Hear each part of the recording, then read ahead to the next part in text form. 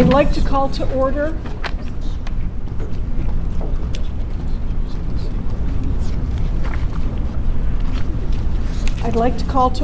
the Northeast Ohio Sustainable Communities Consortium Board meeting. Today's Thursday, June 27th. Welcome to all of our members. And do we usually go around the room? Yes, we do. Are there any public officials here? Seeing none, the next item is to introduce the consortium members. Perhaps starting with Mr. Chortis, Dr. Chortis. Ron Shortis, Youngstown State University. Mike Challenger, Lorraine County Growth Partnership. Bethia Burke, Fund for Economic Future. Bill Miller, Trumbull County Planning Commission. Mike Lyons, Regional Prosperity Initiative. Jason Sagady with AMAX. Gene Nixon, Summit County Public Health. Joe Hadley with NEFCO. Rachel McCartney with Eastgate Regional Council of Governments. John Getchie with Eastgate. Hunter Morrison, Executive Director. Grace Galucci with NOACA. Bob is outside right now, Vice President, Stark County Area Transportation Study, and I'm Fred Wright, I'm the President and CEO of the Akron Urban. Aaron Seal with Summit County Economic Development. Jeff Dutton, also with SCAS. Ed Juris, Director of Regional Collaboration for Cuyahoga County. David Beach from the Cleveland Museum of Natural History. Anna Diaz-Senes, representing Mahoning County Commissioners. Nancy Cook with the City of Akron. Shara Davis, Lorraine County Community College. Angie Byington, City of Elyria. Mary Beth Peak, Greater Cleveland Regional Transit Authority. Karen Concord, Sacramento Metropolitan Transit Authority.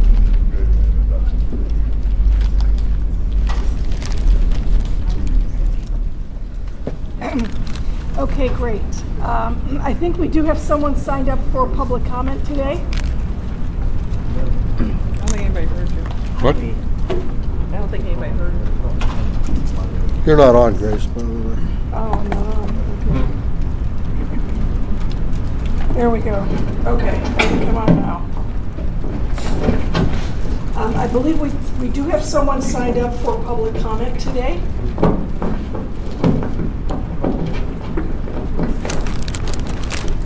Do we have a list of people who signed up? Can I have the list, Kelly, please? do we have people signed up for public? Who is speaking publicly? This lady. Hunter. Yes. Right here. Okay, we have Beverly Goldstein, a Beechwood resident. Please address the committee. Before I make my comments, I want to tell you that it's, as an audiologist for 40 years, it's very difficult for people who are hearing impaired, and all three of the public members here are hearing impaired, to seat us behind you. We would be better off seated over here or over here. I would ask you to revise the seating structure for the periphery in the future. It's very difficult. And you're not wearing your mic high enough. You need to wear it higher. Thank you very much. I'm also hearing impaired, so I do appreciate your issues, and we can certainly have the room better organized. Okay, thank you. That will help. We're organizing it as we speak. Okay. I'll be very brief, but very intense. I don't view sustainability with the same definition that you folks in NEOSCC view sustainability. I think sustainability needs to be sustaining the foundational principles under which we founded America. And I don't believe that what NEOSCC does furthers my view of sustainability.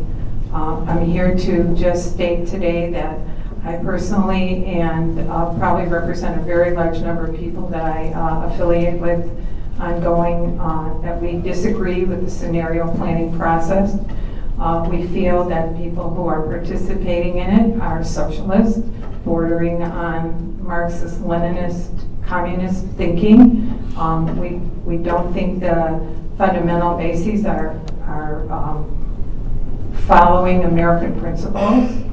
I specifically want to speak today about two words, the words game and the words play.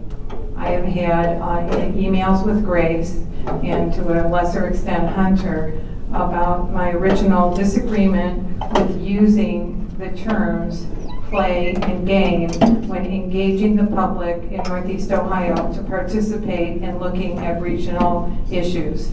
I think it demeans what we're trying to do or what you're trying to do, and I think it belittles it. I did send Grace an email recently and tell her that I'm so I have such a strong belief about this issue that I am going to seek legal counsel. She wrote back and said, I engaged in the process too late because everything was rolled out. Well, I was never included in the process to look at it, so how would I see it before it's rolled out? But I would like the words play and game removed from everything that NEOSCC does in the future. And thank you for my opportunity to speak to you today. Thank you very much. First item for action is the approval of the minutes from our May 28th meeting. Do I have a motion for adoption? I move. Do I have a second? Is a second? Second? Second. All those in favor? Aye. Any opposed? Motion passes. The next item for discussion is an update on the board retreat. First, I'd like to thank all of you who did participate in the board retreat as we looked to discuss the future of this organization. I thought that it was very strongly attended and it demonstrated the interest of the members of this board in the organization, but more importantly in the future of the organization. Today we did have at the executive committee meeting a report by the folks who were hired as the facilitators of the retreat.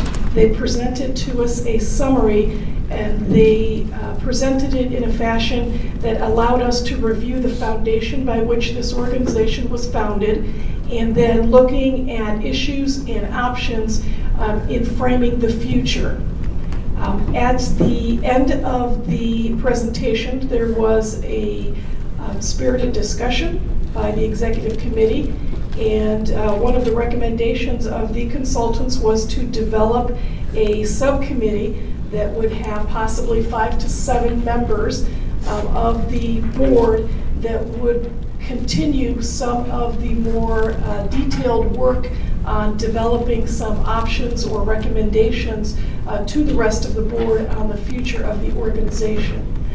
So it was concluded at the executive committee meeting that we would have the officers of NEOSC meet and establish a committee that would be geographically as well as organizationally representative, and that we will bring it back to the executive committee at the next meeting, but we hope to have the folks that we select contacted and the membership executed.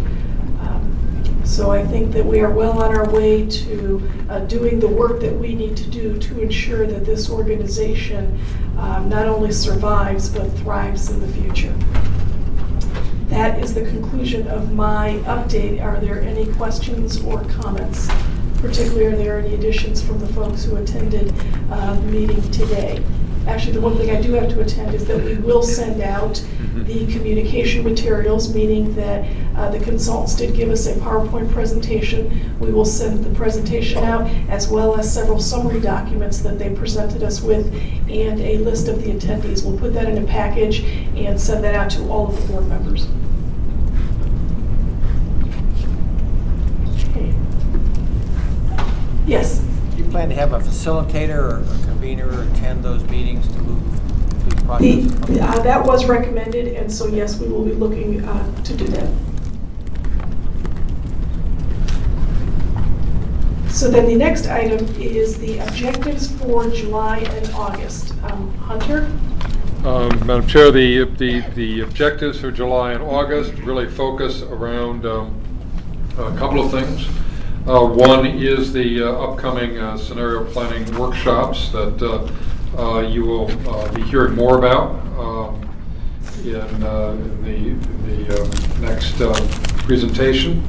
At the end of the month, we will have the first week of a 2-week set of workshops around the region to present the alternatives. These workshops will be in the form of open houses this time, so that they are in many ways more flexible. We will be in 10 of the 12 counties with specific meetings and continue to be open to other presentations during that period of time. You have the green sheet here, which is really focused on, particularly on the next month, which is also includes the conclusion of the public comment period on the regional assessment of impediments to fair housing choice that ends on the 9th. The staff of our consulting team from West will be here at the July board meeting to review those findings. We had a very successful round of meetings last week across the region to present the results, and they are incorporating the public comments and comments received from the various working groups in this. In terms of the products, the dashboard, we're going to have a presentation today on the flagship indicators, but we will be drilling down in July on and presenting to the technical steering committee and the board the proposed indicators, measures, and visuals for our dashboard. We will be meeting with toolkit best practices on the drafting of the toolkit and best practices work, and presenting the AI report on policies, refining the policy brief for August presentations. And again, some of the policy work will flow naturally from the findings and recommendations of the scenario planning. And pilots, we're working very diligently on finalizing criteria and securing commitments to implement. And we will also be continuing work with the Imagine My Neo online tool to draw inferences and information from that work. So you have on the green sheet again the scheduled meetings coming forward. In August, the team will again on the planning team, the team will begin working based on the results of the workshops. We work on the emerging preferred alternative while the product teams continue to refine their work. The next item on the agenda is progress of the alternative scenarios development, and I believe the SEOSAC team will be joining us. Is someone going to facilitate that connection? Can you hear me? Yeah. Barely. Barely? Okay. I'll try to speak up. Okay, well, thank you. Hello, good afternoon, everybody. Thank you for your time. We wanted to give... Sorry, is there a comment on the other line? Okay, I'll keep going.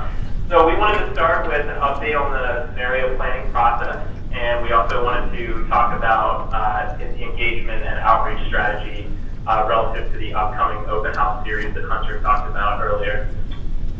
So to start out, I'm going to show the results of alternative scenario 1, which is now complete.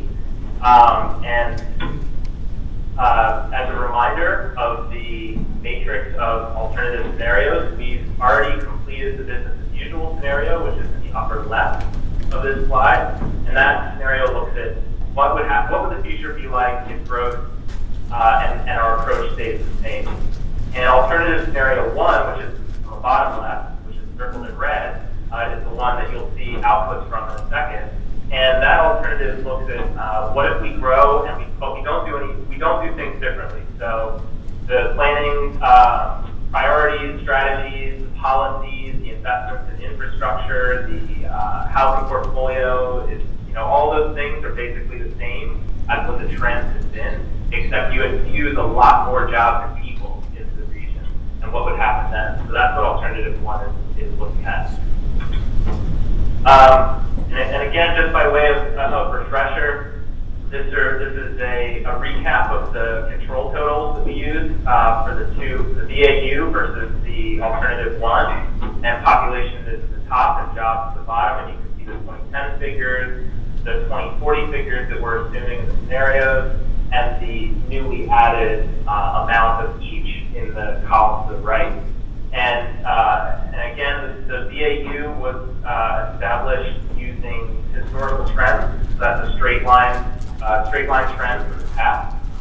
And alternative one, which shows significantly higher amount of growth relative to BAU, was established looking at maintaining today's Northeast Ohio's share of national population and employment into the future, which also produces the same numbers that the Regional Economic Competitiveness Study has produced as well. So, these are backed by research into what local experts in the region believe is a possible outcome in the future for Northeast Ohio. So that's kind of an overview of the control totals, the amount of people, the amount of jobs.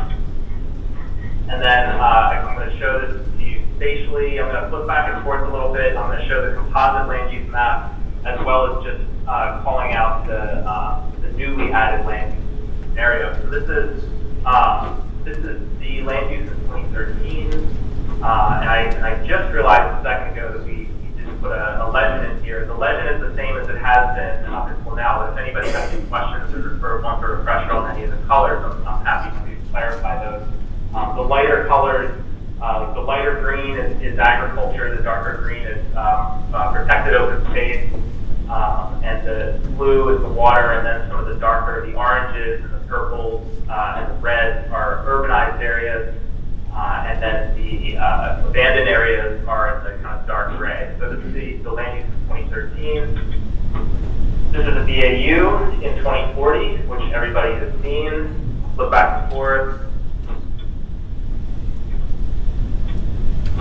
So you see a little bit of outward growth, mostly in suburban style housing, lower density auto-oriented kind of rural housing, more conservation, a lot more abandonment. And again, these are just the trends. This is what's been happening in the past, and so we're just modeling that exact same pattern of development out in the future. And this is alternative one. So again, so flipping back and forth, BAU and alternative one. So there's even more growth that is kind of moving outward from the historical urban cores.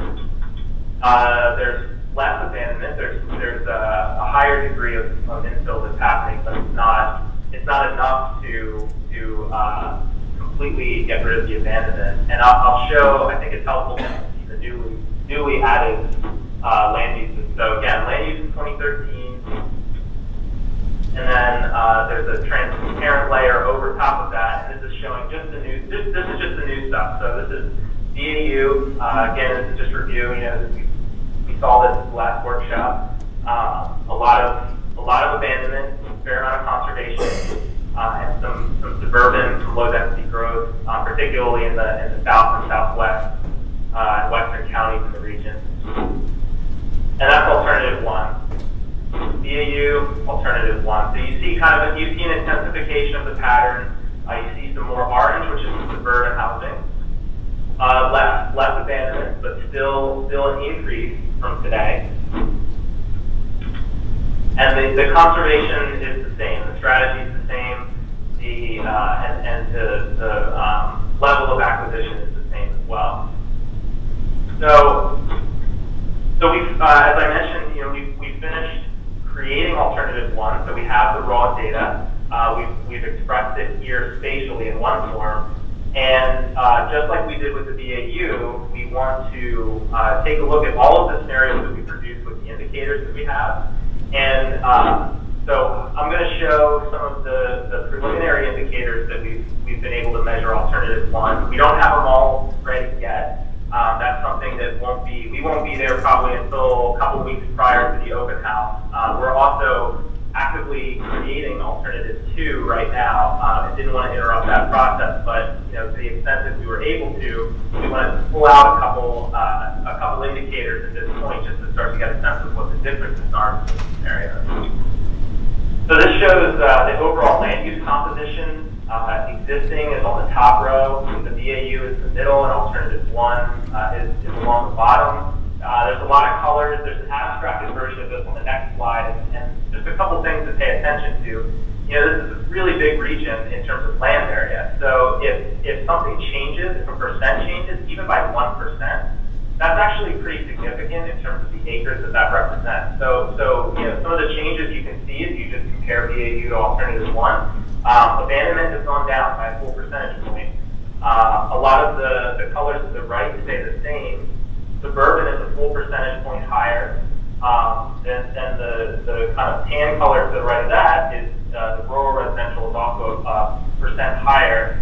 And that additional development is occurring for the most part on what is today agricultural land. So that's one of the big differences between the BAU and the alternative 1. You're adding a lot more people and jobs. Those people and jobs are being added on the fringe of development where development is today, and for the most part replacing agriculture, which is why you see the decline in the percentages from 38% today, 36% BAU, and 34% alternative 1. And then this is a way just to simplify the data maybe, if it helps to think about it in terms of the urbanized footprint, versus, which is in the gray, the left, versus the rural residential in the tan color, the protected areas in the dark green, and then the other non-built to the right of that, and then agriculture all the way on the right.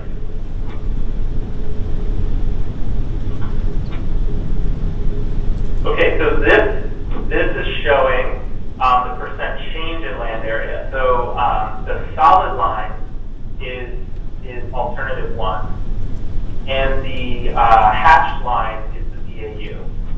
So some land uses increase in the scenarios, and others decrease. And so for example, right at the top you see abandoned parcels. So there was a huge increase in BAU. And there was still an increase in alternative 1, but much less, 46% increase in land area as opposed to 133%.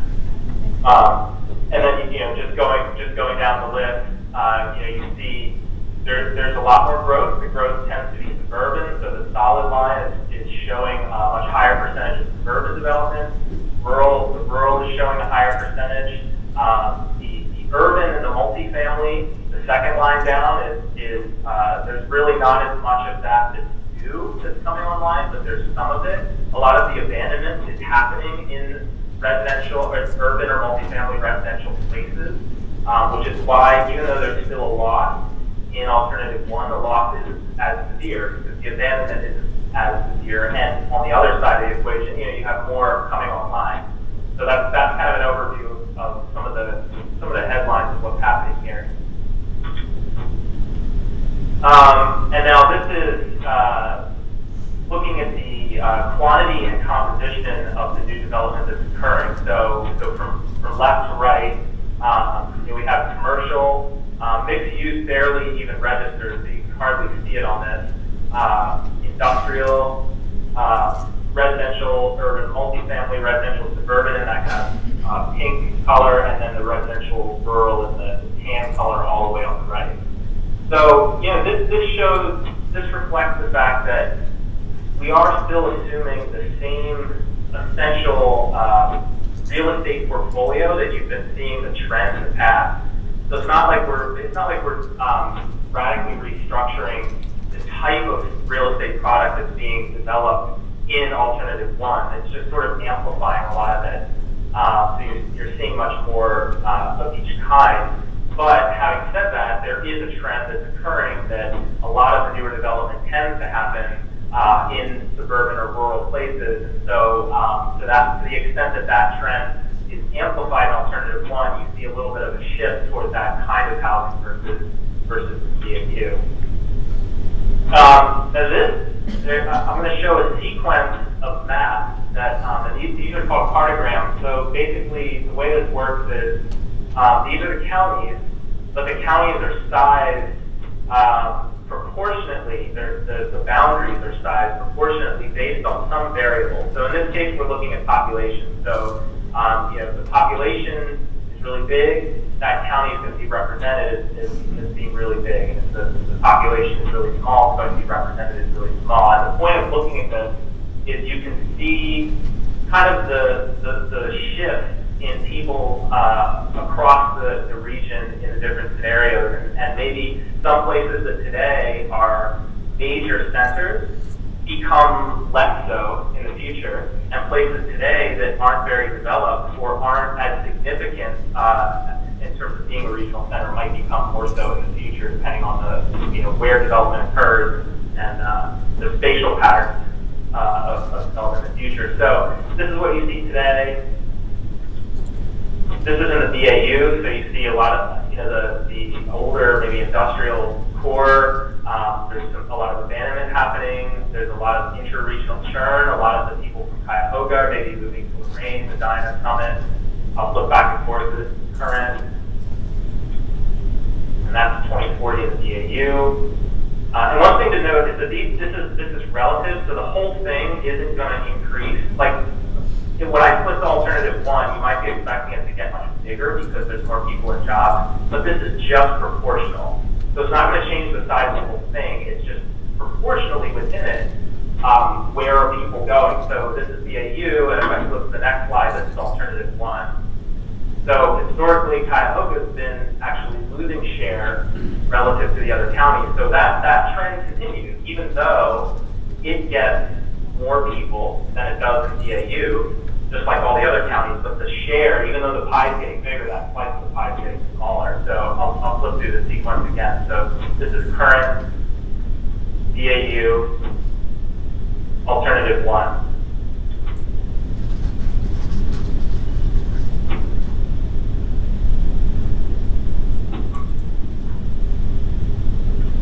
We also want to take a look at abandonment. This is obviously a key issue and one that we focused on at the first round of workshops. And so, again, this is abandonment in 2013.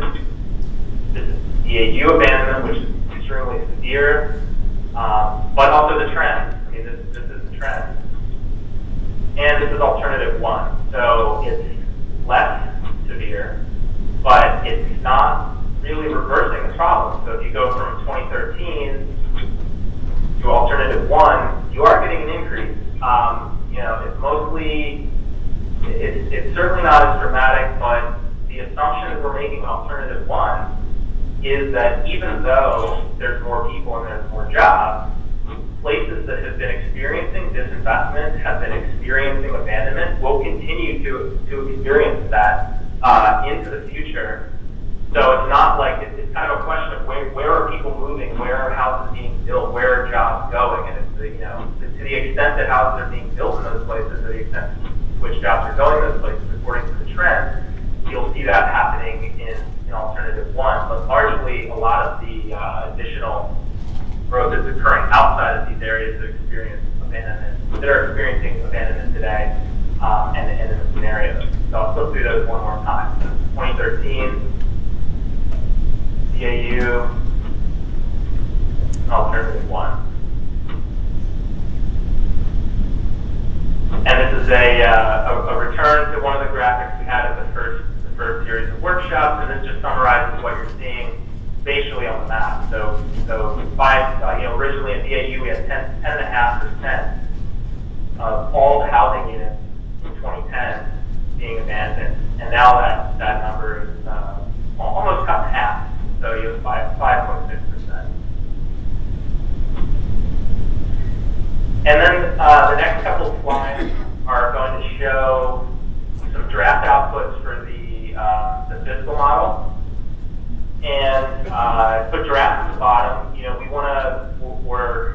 We're still, we want to make sure that we're accurately calibrating all the costs, and obviously it's a huge task. And there's a lot of locality, a lot of jurisdictions, and those jurisdictions have different tax codes, and they pay different amounts for different things.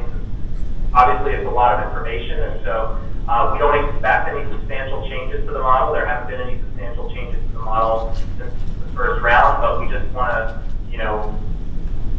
just to acknowledge that we're constantly we want to make sure the data is good there. So this is a draft, kind of 95% version.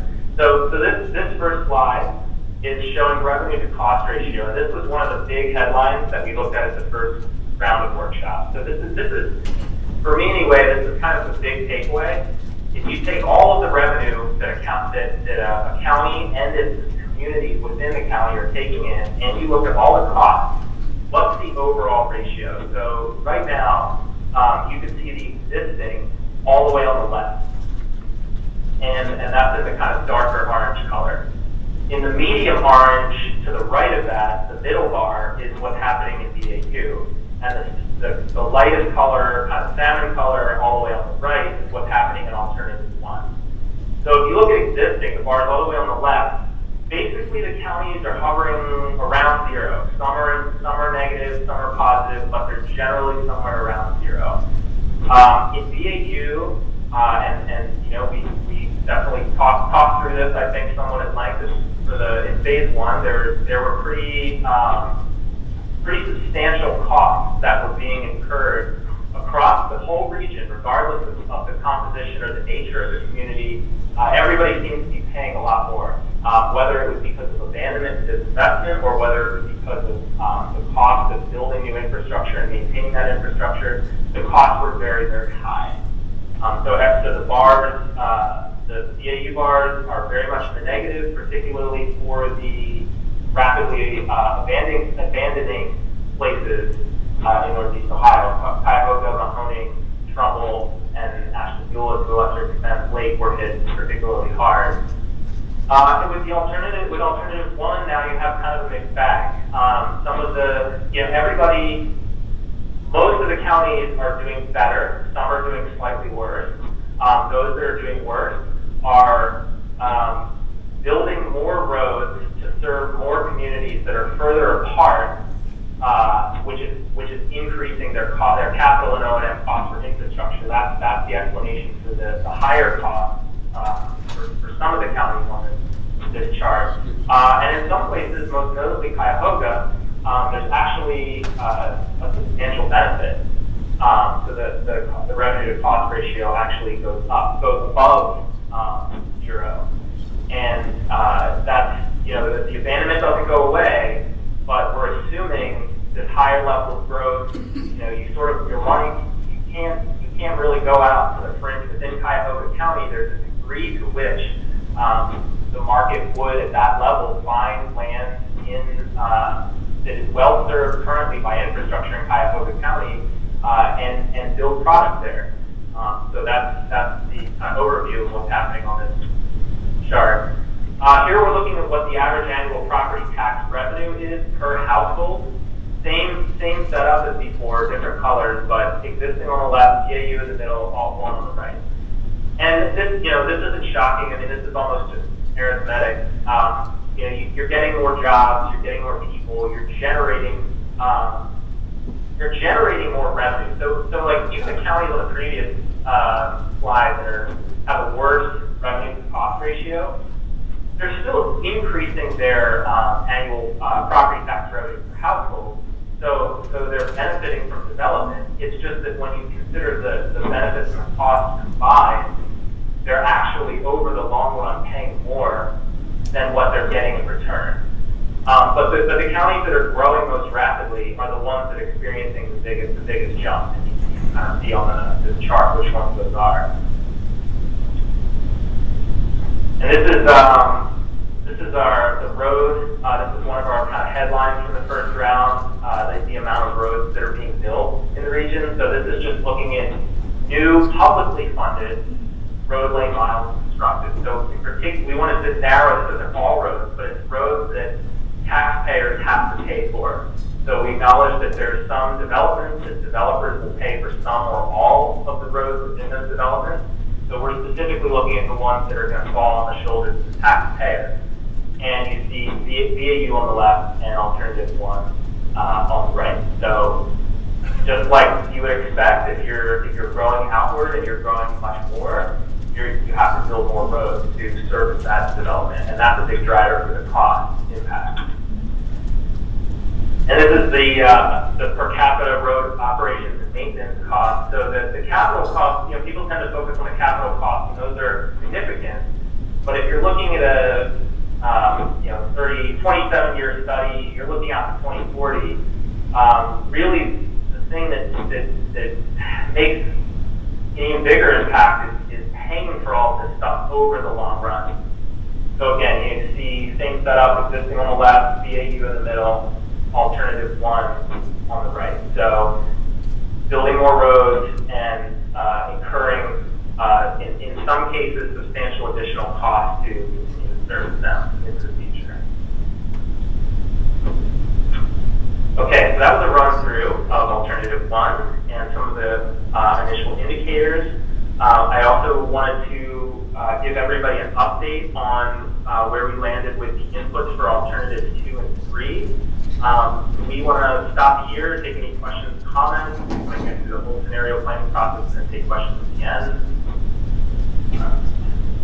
Do we have any questions now? Jason? On this slide, is the per capita road O&M per year, or is that over the next 27 years? Per year. Thanks. Yep. Bob? On the, could you go back to the new publicly funded roads slide? This one? Yeah. Are you talking like roadway widenings, or is that completely new roads funded by the public? I'm sorry, I couldn't hear the question. Okay, like I'm looking at Stark County, for instance. You have 600 miles of new publicly funded road lane miles. Are those brand new roads, or are you talking about road widenings or road improvements? Yeah, it's a mix, actually. It's kind of all of the above. So in some cases, it's a widening, particularly in places like Stark that are places that are built out. We're mostly talking about increasing capacity. In places where it's relatively undeveloped, in some cases, we're talking about new roads. But I'd say predominantly we're talking about adding capacity, and in cases where there's a substantial redevelopment, we're also looking at some of the interior roads to that new development. I would just suggest you clarify that, because frankly, there's not a lot of new publicly funded new roads. That just doesn't really happen. I see. Okay. No, that's a good point. Thank you. Yeah, Chris, I think particularly in Cuyahoga County, which is fully developed, and which neighborhoods are likely to see abandonment if there is a new population. It seems like an awful lot of roads for Cuyahoga County to be anticipating when you're basically talking about infilling what's already there. Mike? I just have a general question about the information or the assumptions that are being made to make these projections. What is the source of the information the underpinning information? Chris, did you hear that? Yeah. Well, there are a lot of data sources that we're using. For some of the higher level population and employment assumptions, we look at American Community Survey data and we look at census data. We've tried wherever possible to use national data sets that are publicly accessible. For things like looking at road lane miles costs, we look at State Department of Transportation figures. For fiscal model calibration, we've gone to the State Budget Office of Ohio, and we've looked at the budgeting for every single community in Northeast Ohio and gone through those numbers. We've looked at Western Reserve Land Conservancy. We've looked at it's a pretty wide range of data sources, but that might give you a sense of kind of some of the key ones. If there's a particular one that you were wondering about, I can maybe able to clarify that At this point. Bethia? I have a comment. I think that the statement that you made. Okay. It's me. I'm setting off the microphone. I don't know. I think that one of the statement that you made that was most compelling to me was this statement that we're building more roads to serve more people that are further apart. And I think that as we start thinking, I know this data is not final, but as we start thinking about points that come out of this information, to me that's a really compelling point that people are going to want to understand, hey, there's more jobs, there's more money. I don't understand why my cost ratio would get worse. And that's a really compelling thing to understand. And I'm also, I'm wondering, actually, Ed, to what extent, and this might be a future question that we discuss, but to me, given your work that you do on the collaboration within Cuyahoga County, I know people do this in Summit and elsewhere, that to me, this says to those communities whose strategy it is to grow jobs within their community, and whether that be just simply moving a company from one location to another within Northeast Ohio, but focusing on just a growth strategy, that ultimately that's not going to be successful. And so that I would hope, I hope and I wonder whether you find this information that's coming out of these scenarios to be something that you can see as being worthwhile in your work around regional collaboration, or if there are other things that you think would be more compelling. And this might be, you might say, Bethany, I need to think about it. We just saw this information 5 seconds ago. Well, maybe elaborate on why you think it won't be successful in terms of, which particular point? Well, I just mean that this scenario says we can grow jobs in our region, and Cuyahoga County, I suppose, maybe will be okay. It won't, it'll be better off than other communities, but that just looking sort of more broadly, and maybe this isn't a question to you, because maybe you look at this and you say, great, let's grow jobs and let's not worry about land use. But I think that to me, this information, and Mike, I don't know what your experience was with RPI, but really is underpinning to the discussion that's been going on for a lot of years around why do we even need to think about this regionally? I'm going to look at my locality and I'm going to grow jobs in my locality and we're going to be fine. But I wonder, I hope that in the future, maybe after we've had a chance to digest this information, we can talk about how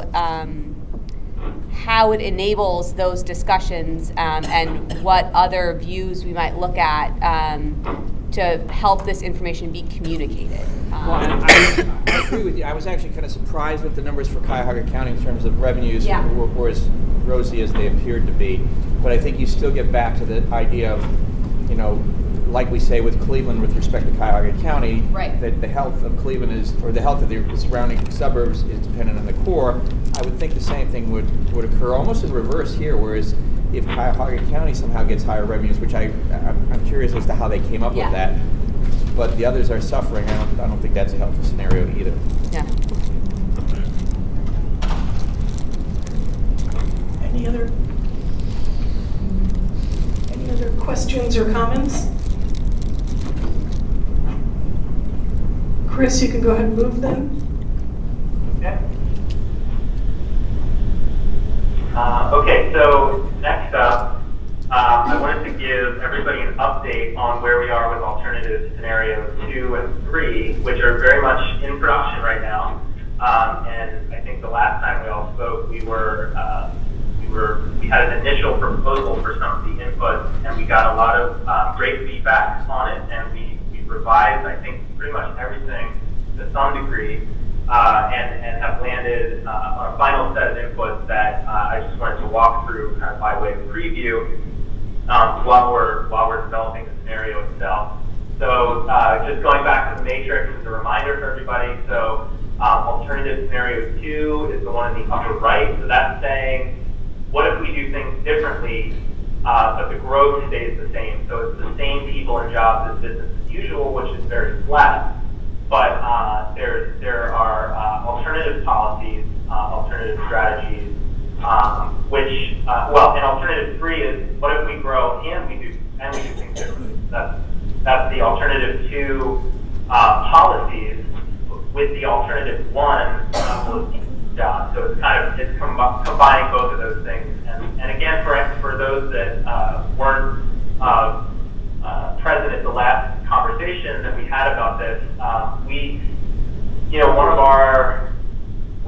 one of the primary goals for the first round of workshops was to define the kinds of policies that the people want to see in alternative scenarios 2 and 3, and we were literally putting the stickers on the maps, having people draw lines, transit lines, or areas of conservation, and we took all that data, we compiled it, and we presented it before, and that really formed kind of the foundation of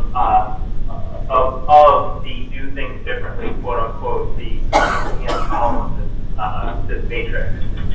So kind of starting at a very high level, and then I'm going to drill down a little bit more locally. So one of the things that we talked about, and this came up a lot at the workshop, is just this idea, and I think this kind of also responds, I think, directly to the last comment. But just the recognition of this sort of outward pattern of development, and it's not just roads, but it's everything that goes along with that. So we're using roads we're using it as a proxy to tell the story, but in reality, when we're accounting for it behind the scenes, and when we're posting the numbers, and you're seeing the revenue to cost ratio, and when we're actually doing the accounting, we're thinking of all of the sewer and the utilities and the roads themselves. So we're thinking of the whole package, basically, and basically acknowledging, you have a lot of existing infrastructure. You have places that are currently served by sewer. You have places that are currently served that are totally viable. Can we prioritize investment in those areas? And so areas in red in this map are areas that are currently urbanized or places that are currently sewered. And those are areas that we feel, and not us, it's what we heard at the workshop, it's kind of the discussion that's been happening as a result of DAU, is what would happen if we prioritize investments in those places that are already served by infrastructure. And so this is a spatial representation of where those places are, and just as a contrast, there's a question about earlier graphics. We put the parks and open space on here as well, just to remind everybody that this red area is just a zone of possibility. We're not saying this whole thing is going to be solidly urbanized. There's going to be building over parks and things like that. That's definitely not the case. Any spatial constraint that has been in effect will continue to be in effect. So we're respecting cemeteries, we're respecting roads, we're respecting parks. And on the flip side, if there's development that's outside of this, we're not proposing to change that. It's just moving forward. Where does the focus go? So that's kind of the first major input that we showed an initial version of last time, and has got some revision and refinement since then. So this is the final version where we landed. And again, just a reminder, we looked at a couple different sources of data to try to understand where the investment is, where the infrastructure is, and we use as a proxy for that intersection density. So this is just the number of intersections per square mile. And so those places will, within this, those places will be prioritized, particularly for higher density or higher intensity development. And there's another slide in a sec that will explain more of that. But this is just I think, a visually compelling way of seeing this is some cost. This is investment that the region has already made. Why not utilize that to the fullest? It's for nothing else. It's a cost savings thing, right? And aside from whatever other benefits may result from that, but this is something, and this is pretty much in line. In this slide, I'm not showing it. The last time we got into this more, but if you overlay from the workshop where people said they wanted reinvestment to occur, it corresponds very, very closely with this. And yes, Canton does have the highest intersection not an error, that's true. And so this is kind of what it would look like if you zoom in. We zoomed into Canton. We're basically envisioning density in this scenario corresponding to the intensity of infrastructure investment. So if you're talking about very high intensity development, high-rise or like mixed-use commercial, residential, or major hospital, university center, that kind of thing. That's something that may be more infrastructure intensive and would be better suited for a place that already has this investment, this blue kind of purple area, and then having a gradient of density as you move away from those central locations.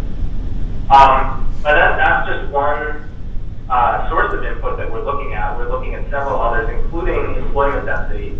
So one of the things that we've heard from a variety of sources, from the workshop, from the AI study, is that one of the challenges in Northeast Ohio is that the people are not always where the jobs are, and they may not be able to access those jobs, or there may not be transportation options that are viable for them to get to those job sites. So we wanted to say, well, for alternatives 2 and 3, let's identify where those job sites are today. Where are the major economic nodes? Where is the major economic agglomeration in the region spatially? And let's try to capitalize on those places. Let's not just have housing be developed wherever and jobs developed wherever, and then it turns out they're not connected in any way that is feasible for potential employees. Let's try to coordinate them to a certain degree. So that's kind of similar to the intersection density, similar kind of idea, looking at where the major job nodes are in the region. One of the things we heard was strong demand for more and enhanced regional transportation options aside from the car. So this is a refined version of the proposed regional transit system. So you see 2 colors on the map, and the current land use is muted in the background, but the green is rail, and the blue is express bus. And the rail roughly forms kind of a P pattern moving along the lake and then moving south from Cleveland down to Canton. And then the express bus serves a variety of major nodes throughout the region, including going east from Summit through Portage over into Mahoning and Trumbull to serve Youngstown.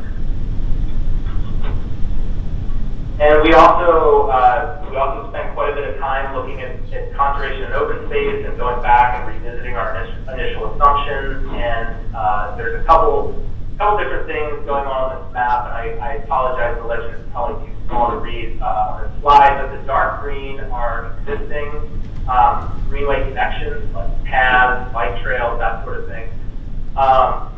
Then the sort of medium color are planned, conceptual, or under development. And then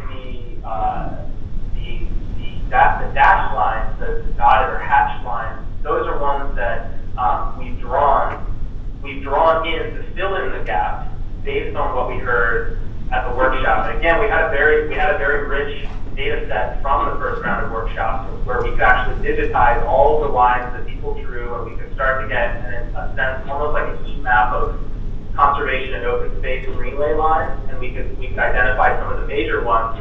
And the things that people were saying is pretty logical, and often we're just connecting assets that already exist, and that was a major goal in these scenarios, was to acknowledge the local assets and to try to link them up better, to try to link the lake with Cuyahoga National Valley Park and point south and point east, and basically have these kind of finger patterns of protected greenways, trails, bike trails going south from the lake down to some of the existing farms.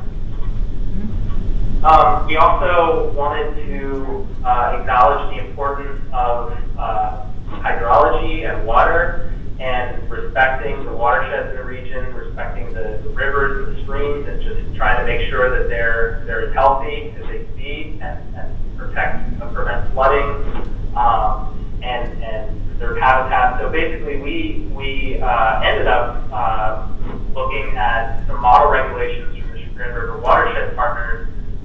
that were very locally contextualized and had different numbers for different water body types.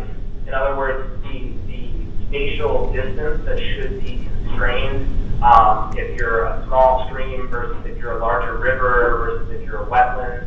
So we've used different numbers for different water bodies, but they're generally on the order of 75 feet to, I think, maybe up to 100 feet. So that's a buffer on either side of those.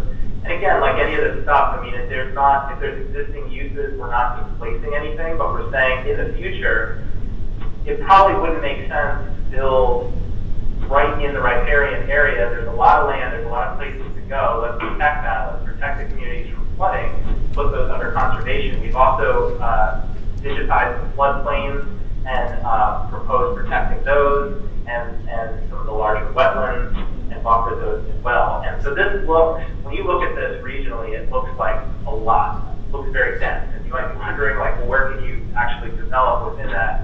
And I think that's more a function of just the spatial scale. So if you zoom in, this is in Ashtabula, you can see a little bit more detail just to get a sense of what this is actually, what's actually happening with this.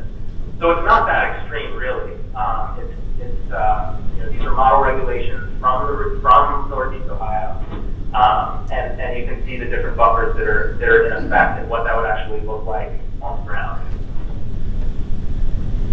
We also we wanted to build off the QCP work. We wanted to contextualize this as much as possible to the region's history, the current the current kinds of places and the communities that people value in the region. We wanted to recognize those and have whatever it is that's happening in the scenario. We wanted it to respond to that and to respect that and to really make it contextual to Northeast Ohio. So we've really drilled down in detail. I'm not going to walk through this graphic step by step, but basically the important thing here is that across the top you see a bunch of different what we call community categorizations. So you have legacy industrial cities, stable neighborhoods, unstable neighborhoods within legacy industrial cities, transitioning neighborhoods within legacy industrial cities, downtown cultural centers in legacy industrial cities, first ring suburbs, second ring suburbs, outer ring suburbs,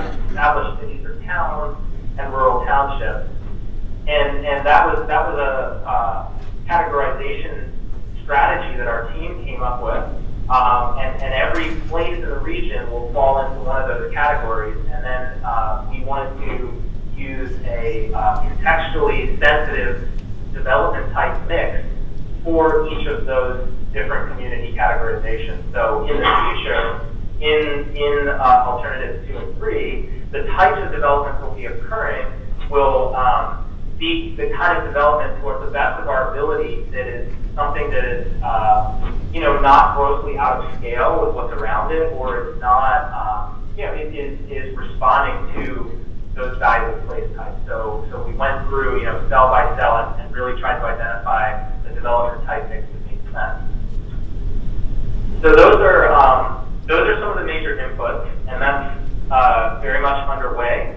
The production of Alternative 2, and this is a summary of the scenario timeline. So we're on the left side of the chart here, and we're wrapping up a draft of Alternative Scenario 2, which we will send out for review next week, and have a closing discussion on that on July 9th, I believe, which is a technical steering committee meeting, also possibly an executive committee meeting.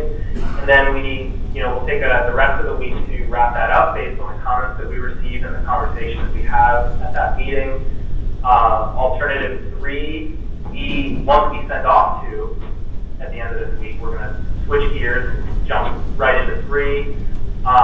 And that will be, by necessity, because of the schedule, I think a much more kind of focused time period. But largely, conceptually, if you're responding to the things in 2, you're also responding to a lot of the things in 3, because all of those things that I just walked through are guiding elements for both of those scenarios. Scenario 3 just has a much higher number of people and jobs that you saw with alternative scenario 1. So that will be at around the same time. Indicators ongoing, we've already produced some of the indicators for alternative 1, and that's going to be ongoing until about probably July 22nd, which is going to be beginning of that's the last week before the open house. The open house will start the week of July 29th.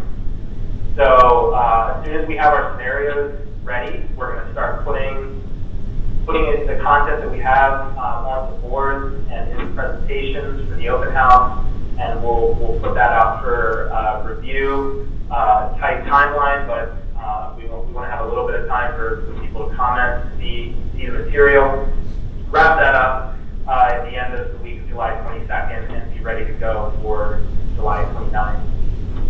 And also, one other thing just to know about that's happening is Imagine My Neo, which has been launched on June 12th, and is currently online. And we're getting a lot of great response from that. And we want to do an initial data grab from that, and we're planning to do that on July 14th. We're going to start. The Imagine My Neo will remain online. It's not going to go away, but we're going to have to take a cutoff at that point and say, what have we heard to date? And it takes a little bit of time to package that information and to communicate it. So from there until the open house, we want to try to package that up and present that at the open house. People can see what their neighbors have been saying, and then use that going into the preferred alternative. And again, that's going to stay online, and there will be subsequent data pool or data graphs, and I believe the next one after July 14th is going to occur. So periodically, we're going to go in and we're going to see what people have submitted, and we're going to summarize that information. But at least in the short term, that's what we're looking at, July 14th for an initial data pool. So that wraps up the scenario portion. Any more questions or comments about that before we move to engagement?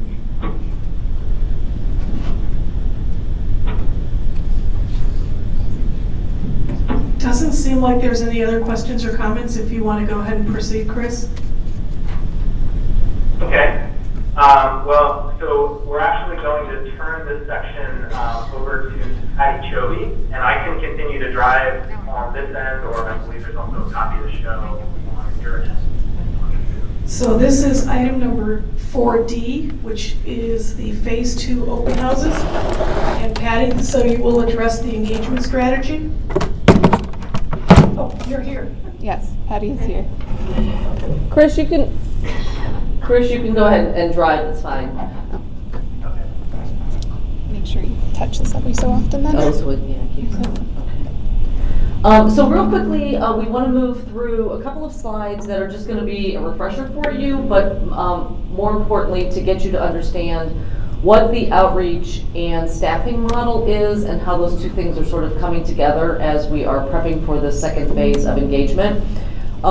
As we've been using the network building process, we've continued to build relationships, identify new people, and what's really exciting about this phase of the workshop series is that there are some very tangible things that people are going to either be able to talk about if they're a local expert or a staff in one of the MPOs, and they're going to be really tangible things that the public is going to get to be able to respond to.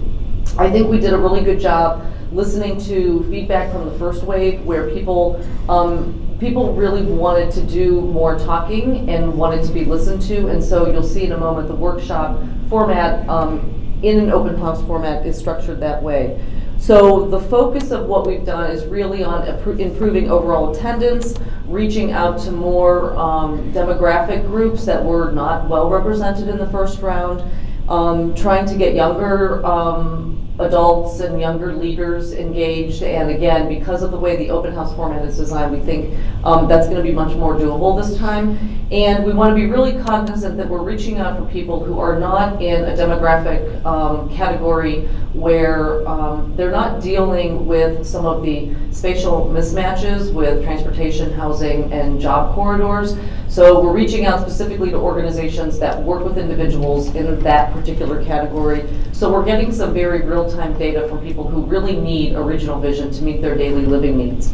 And lastly, we are, as you'll see by the schedule, trying to continue to be geographically equitable. And when we look at the 2-week schedule, you'll see that there was an extra effort made by both the PMO and the consultants to be out in more locations with these open houses, which is why we need your help. Next slide. So this is the overall schedule. What we've just recently done, as late as yesterday morning, was confirm the final locations. We've been trying to do a really good job at using your in-kind locations. We've done that to the best of our ability. There's a couple of locations that we've had to maybe perhaps pay for some locations, but I think the locations are going to be very conducive to both access to people as well as access to the type of format that we have. So the remainder of this phase will really be about talking to people, both individually and in small groups, and then promoting the workshop series. Next slide. This is just a quick slide that you could see as we looked broadly at the region. What were some of the other organizations that we felt we needed to do a better job of reaching out to? And I think since we've gotten through the end of the school year, many organizations' fiscal years and their annual meetings. While July is summertime, I think it'll be a good period to reach out to people because May and June were really busy for them, and we're sort of stepping into their new fiscal year, summertime, and seasonal schedule. Next slide. And I would just say if there are specific organizations that list prompts you to think of other people in your particular geographic areas that we should talk to, just email me directly. Here is a schedule of our immediate outreach that we are doing, and again, we're trying to do 4 to 6 groups. What's happening as we're scheduling these is we're doing a lot of one-on-one phone calls with people. They're either not able to meet within the next couple of weeks because of things, but they're still interested. So for any of you who are in these locales, please spread the word, and we will start reminding people of these meetings, particularly the ones that are 2 weeks out.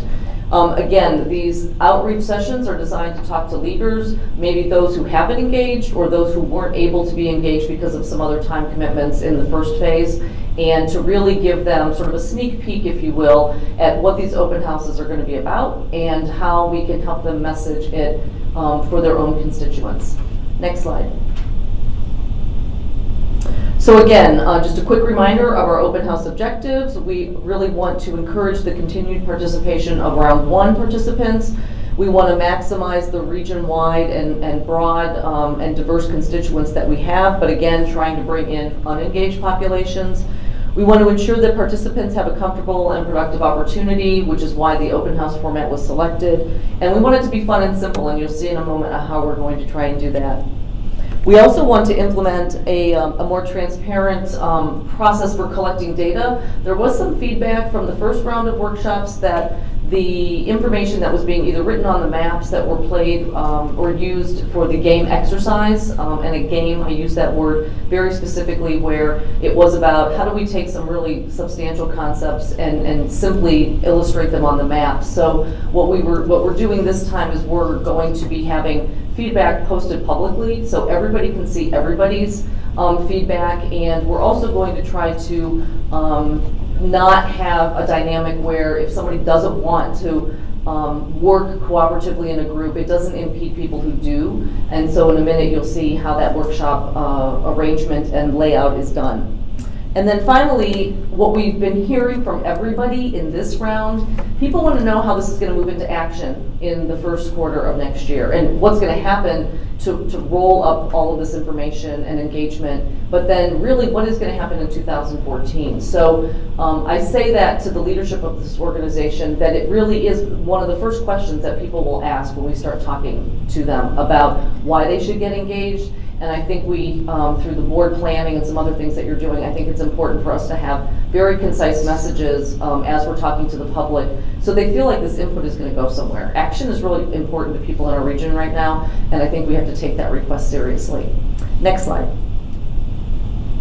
So the objectives, in an overarching way, are to really get feedback on the alternative scenarios, and as we are we're going to keep reminding people they're not voting. They're not picking one thing over another. We need as much input as we can give the team to create a preferred alternative, and that means finding out what people like and don't like about these alternative scenarios, given the constraints we've had on the type of scenarios we're presenting with the data that we've had the time to actually assemble. Next slide. So as Chris was walking through the first alternative, and as we get the alternative 2 and 3 developed, we're going to be treating these alternatives equally. So there will be a way for everyone to see how those alternatives impact in the specific subject matter expertise that's going to be presented at each station. So we want to really understand how we can help answer people's questions so they can respond to what they might like or not like as we go through the stations. So we are going to be breaking down those themes. There are going to be storylines. There are going to be maps, graphs, tables, very simple statistics that people can understand. And it will be, it'll give the participants an opportunity to understand that information in their own time frame, which is the benefit of having the open house format. Next slide. So basically what's going to happen, you're going to walk into the room, you're going to be asked to be seated in an area where there will be a short video, probably shorter than the one that was shown at the first phase of workshops. That is going to be designed to catch up people who haven't been a part of this process and to also give them just a sneak peek of what they're going to be asked to do as they move through the different stations. It, I think, will be helpful to be an equalizer in terms of if you've been involved or if you haven't been involved. And again, we'll be doing that sort of like in a continuous loop format, so it doesn't matter what time you show up at the workshop, you'll be able to slip in and see that before you start your journey. Then there will be other opportunities to continue to fill out the Imagine, or to go onto the Imagine My Neo site for people who haven't done that. And as we are moving people through the stations, there is going to be a real-time opportunity for feedback. We will also have separate stations or a station where feedback that might be not directly with what we're dealing or asking people for, or if folks really want to make a statement about something and they don't feel that the station feedback technique was adequate, we don't want people to leave that particular session without saying what's on their mind. And so the last thing that we'll ask them to do is to really think in a real high-level kind of way to just talk about what was the most important thing to them that they really want to see the preferred alternative focus on. And we've decided to do that in a fun kind of way, utilizing our in-house photographer, Grant Taylor. We're going to be having a photo booth. I don't know how many of you have ever seen how the photo booth technology is being used, but basically setting up a place with some prompts where we can ask people a question and they can use the prompt to communicate what that answer to the question is and make it fun by getting them photos. And if people want us to use their photo, we'll get a photo release. And I think we also might want to put a process together where we actually, get those photos out to people if they want. We've seen that happen with another organization in town, and people really take a lot of ownership of that. And I think it's just another way to engage people and to follow up with them and remind them, what they really said at the session, and to get them leaving the session understanding what is most important to them. Next slide.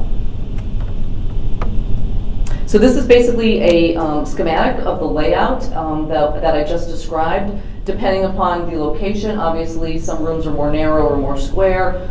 We will accommodate that. But the two most important things to understand about the open house format is that people can come and go as they please.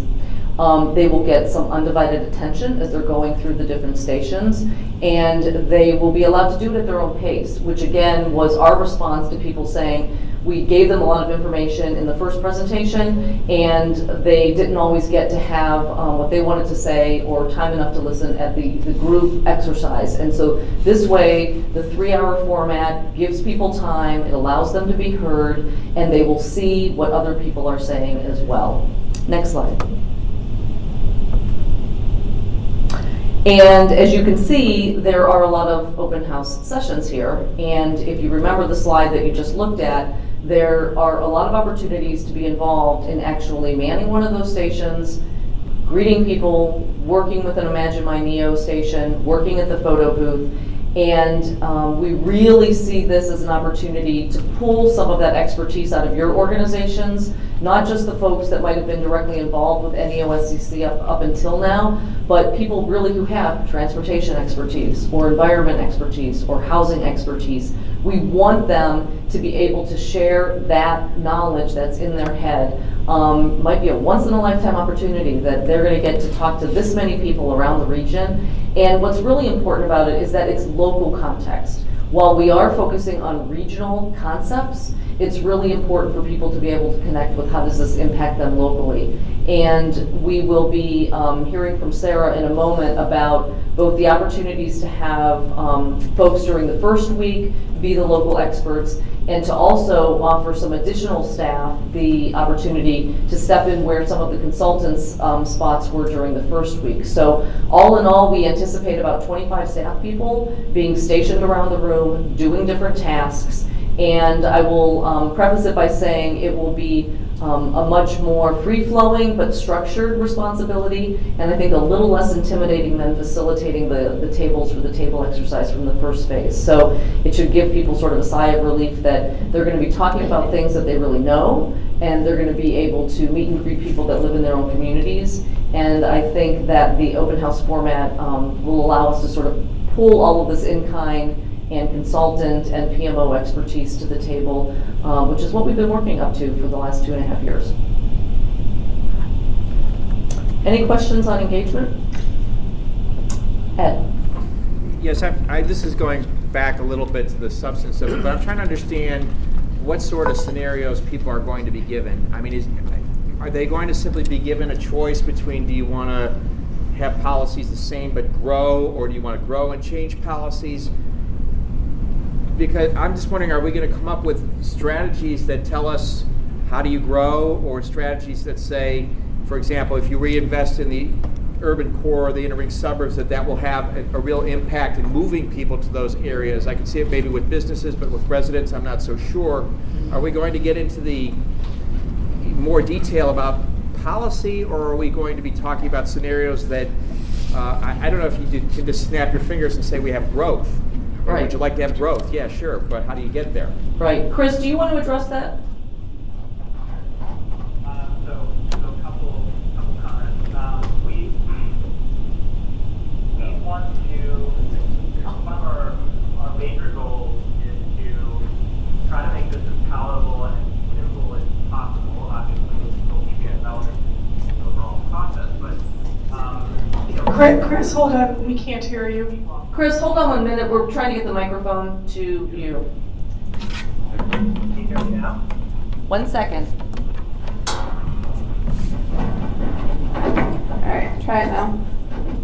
Can you hear me now? Okay. All right. So I think it's going to be a little bit a combination of responding to specific themes.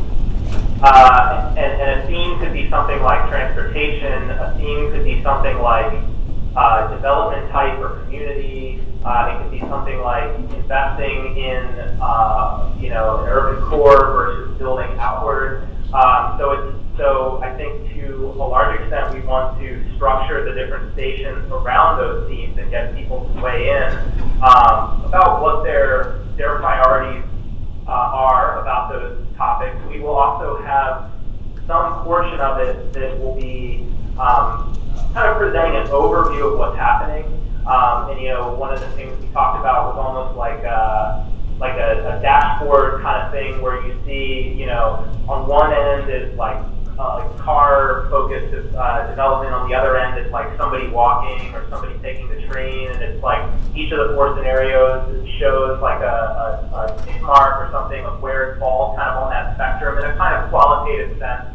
And then somebody could indicate where their preference falls along that spectrum, and then they could submit that information kind of relative to a couple different themes. Or, for example, you know, we talked about things like visual preference surveys, where you know you can show a couple different images of different development types, and say, you know, is this the kind of development that you'd like to see in Northeast Ohio? Thumbs up, thumbs down, and that kind of information would help us understand what kind of development type people really want, because it isn't always the case that the product that's being built exactly meets the demands of the communities that are out there. So that's one way we can kind of test that. But I think we're trying to keep it simple. Again, this is one important point. So, for example, all this stuff that we're showing you today, we're going to try to make it simpler than that. We're kind of showing you under the hood of what's happening, but we want to try to abstract where possible. We talked about doing something where we have a couple different personalities, like on a board, could talk about parks or bicycle paths, and it could say like, hi, I'm so-and-so, I live in I have a four-person family, we have 2 kids, we live here, I like to bike after work, or I like this thing, and scenario 2 appeals to me because this happens, and I'm concerned about this thing in scenario 1, and we have like different points of view, kind of priming people a little bit to think about what some of the trade-offs are. So it's kind of a combination of a couple things, but I think that's sort of the universe of options we're considering. Does that answer your question? Well, maybe I'll put it to Hunter. I mean, my concern is that I could go to a workshop and say, I'd love to have bike paths through an inner ring suburb. I'd love to have nice parks in an inner ring suburb. That's where I think we should go. But that's a preference. I don't know that that's a road to getting to that point, or does that validate the idea that if you build a park or a bikeway in an inner ring suburb, that people are going to move from outer ring suburbs to the inner ring suburbs. So I'm looking for policies that will advance the agenda, as opposed to simply saying, yeah, we'd love to revitalize the inner ring suburbs. How do you get there? Well, I think trying to get that level of policy discussion out of a civic engagement process with where you're introducing people to a broad way of looking at the future and understanding that there are options. I think what we got out of the first go-round was really very instructive in terms of things like bikeways. That the routes that people were showing on maps were not dissimilar to the routes that you can find in some of the MPO documents, but that you're beginning to see a system and a structure. I think we're trying to get a sense of where the public is across the region on the future of this region, and I think we're trying to understand where people are in the balance between wanting to move further out and wanting to invest further in. And I think this region is doing both. That part of the challenge is being able to accommodate wide ranges of choices. I think you develop policies from the understanding of where people are. The value add that we're bringing to this beyond a visual preference survey, and I think we include the Sasaki team into the work that David, you did some years ago on visual preference, which roughly corresponds to what we were finding when we did the work on quality connected places, is that we are introducing the concept of fiscal impact and resource limitations. There are choices that need to be made. These are choices that anybody in public life today knows have to be made. That's an important component of this, is that, as I said, I think I was giving a presentation just a little bit ago to a church group out in Youngstown, and I said it's the difference between what you tell Santa Claus about what you want for Christmas and the discussion you have with your mother about what you really can have for Christmas. We're dealing in a resource limited environment. That's an important insight. There's a policy group that is trying to frame up a set of policy recommendations for this body to consider. But I think this process at this stage won't deliver the final policies. There are several other steps that come out of this. And I think you're well ahead of a whole lot of folks in terms of thinking that far, but that's where we need to go with this. And I think this will give you some grounding on what sort of policies people believe are important and the diversity of opinion that's out there on those policies. But no, the causal connection between a bikeway through Shaker Lakes and staying in Shaker, I think we can get to some of that through quality connected places, but I think we need to continue to have that discussion. And this is as much about listening to folks across the region and getting their opinions and seeing what they mean when they say different things and getting the diversity of opinions out there so that you can make policies, whether in Cuyahoga County or out in the Mahoning Valley, with a greater level of certainty that these are things that people want to buy into. So as a follow-up to what Ed's question was, so when do we then get into those discussions about, so if we do this, I understand what you're saying about the citizen outreach and that being a difficult place to have those specific conversations. What is our expectation about when does the board get into discussions around how to achieve what it is that people want and what kinds of things do we need to do that? Is that September? Go ahead. Yeah, maybe this is oversimplifying it, but I think it might be helpful to look at it is in phases. The phase we're currently in is still trying to understand what preferences are and where people want to be. And once we kind of find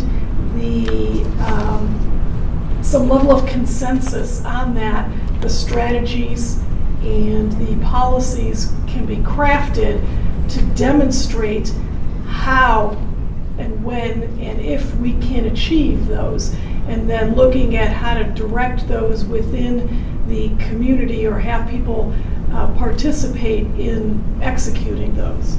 So I guess at the board level, it would be after the selection of the preferred scenario. Hunter, would that be correct? Yeah, I think that ultimately that's where a normal process goes. This is a truncated process. We're trying to do a lot at once. Let me put it this way: we have a policy group that's meeting to ascertain a number of policy recommendations that are already out there. But embedded in the alternatives that we're looking at are certain region-wide policy options, like connect your bikeway networks to create a unified bikeway network. Pulling up the work that came out of the commuter rail study 10 years ago, 12 years ago, create corridors, and we've looked at that from the point of both the feasibility of commuter rail and the likelihood that some of that's not really feasible. Here are some commuter bus routes. A decision to create a region-wide commuter bus network would be a policy recommendation. If people say we try to take the desire lines from the first issue, bring it out and say, well, here are some corridors that actually transportation planners believe are feasible over the next 25 years, and that's what you saw before. The policy implication is, okay, how do you do that? How do you create a region-wide commuter bus and rail line network when you have county-based transit systems which are in various levels of fiscal strength or weakness? That's a statewide policy question that would be necessary to tease out. What about the water quality issues that are embedded within in the recommendation that perhaps some of the things that Summit County and some of the other counties are doing with riparian setbacks might be appropriate across the region? Some of these are being teased out through this option, but I think we need to come back at this and say, okay, this is where we hear people saying across the region, these are policy options of truly regional significance for a body like this to work at. But I think it's part of a conversation, and we're still very much in the listening mode. So my question, I guess, Grace, what you said makes sense to me. My question is then, is that our expectation that we'll get to that next phase then? I haven't looked at the work plan in a while. In September? our expectation is we'll have that the focus of our board meetings in September, October, November, December will be those discussions. Is that a true statement or no? I guess without looking at the specifics of the the proposed agendas for that time frame, I think it would be fair to say that those would be discussions that would be had at that time. I don't know to what level, it would be full board discussions or committee discussions, or we've got the one of the working groups, or but it would be fair to say that it would be at that time. And in fact, if these meetings are through August 7th, there might even be able to be some preliminary discussion at the August board meeting. But so that's our focus of our last quarter plus of work is around these questions. There are a number of focal points, including what happens to the organization, but going forward. But I think what we're looking at is what's the emerging preferred alternative, and what do you do about it? And one of the things you do about it is tools, and one of the things you do about it is policies, and one of the things you do about it is monitoring through a dashboard, these are the tools we're developing now. Right. My expectation is that by the end of the year you would have a document which includes not only the pretty pictures and preferences, but what do we recommend doing about it, and who does what.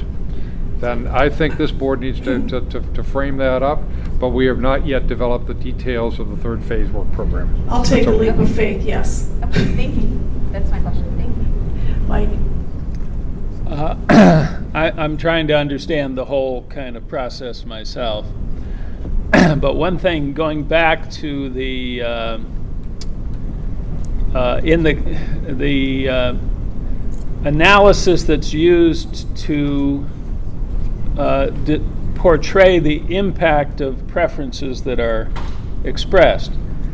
My impression is that the analysis is a cost income analysis. So that's what I've seen so far, which is to say, in a community, if things happen in this way, then the cost to the community is such, and the income is such. And that's a tax revenue income versus the cost of that new development. Okay, I want to check to see if I'm correct in understanding that. Number one, maybe is that the principal analysis we're doing to evaluate the impact of preferences? That is one of the key analytics. And again, we baked in from the very beginning a fiscal impact assessment, but there are other indicators including vehicle miles traveled and air quality issues and the like, to compare the different options, and then you'll be seeing those. But what's been presented today has been that is a principal focus of the analytics, is here are the options and here are the costs in a fiscal sense, but there are other indicators. So what we've seen today is the fiscal component of that? Principally, yes. Okay. Just one question on that. When it was described, it talked about property tax. Have they taken into consideration the impact of income tax in that fiscal analysis? Yes. The analytics start at a county level in terms of information obtained from the Federal Reserve on a county basis, and then the tax and cost components within each of the taxing jurisdictions obtained from the state of Ohio have been baked in. I guess I would just say it is difficult. For us, I'd say that's kind of a black box, that whole fiscal analysis. And if it's a black box for us, no doubt for other observers, it is somewhat inaccessible. So I think that may be a little bit of a weakness in our ability to explain the relationship between preferences and outcomes. Well, I think we need probably to have a work session or a webinar on the fiscal impact modeling. We've asked if we've got the documentation. We need to walk people through that.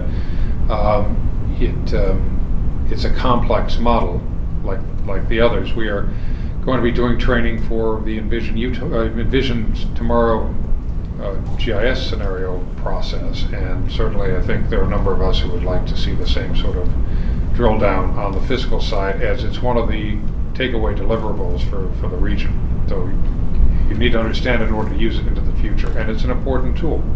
So we'll own that tool? What? We'll own the model. Okay. Well, you won't own the model because it's not proprietary. We'll have access.